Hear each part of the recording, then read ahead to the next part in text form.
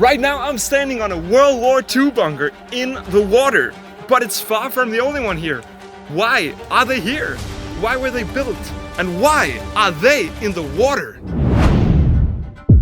This is the WWII Army Coastal Battery in Denmark from World War II, which at its completion in 1944 consisted of 46 bunkers, and it had a crew of 144 men in January of 1945. Its objective was to help protect and defend the most powerful defense installation in Denmark at Hanstholm, about 8 kilometers away. That installation was made to help guard the important waters between Denmark and Norway.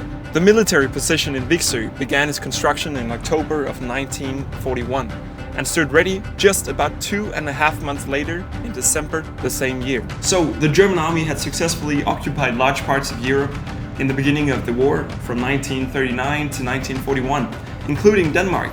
But Hitler, he wanted more. A huge amount of German troops were ordered to the east for the new war against the Soviet Union. But things didn't go quite as planned. They failed in the fall of 1941. So, in order to still defend the west coast and keep all these many troops in the east, they needed a solution. And the solution came in December of 1941. It was to build a new west wall, also known as the Atlantic Wall, a fortification by the coastline, thousands of kilometers long, stretching from the northern part of Norway, reaching all the way down to the south of France. So troops, guns, and a whole lot of concrete were sent out to the coasts.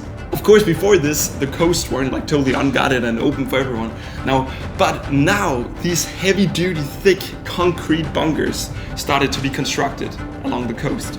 Many of these bunkers, they were constructed after the standardized system called Regelbau, which allowed this construction to go relatively fast. And a development was also seen here at WWII.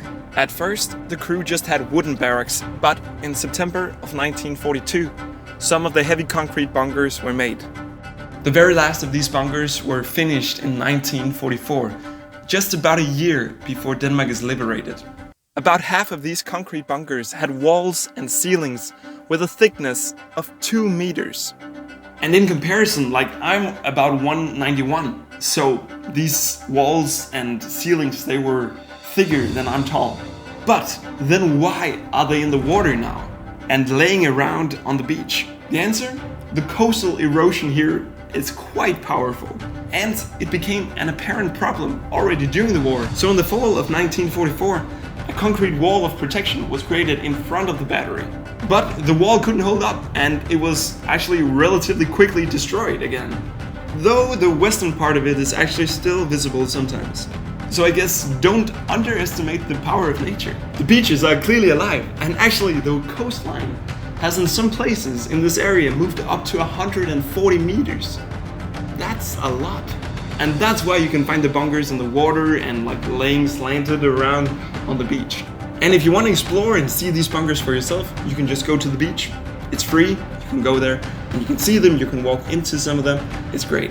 And you can even get a tan next to a World War II bunker or on top of one.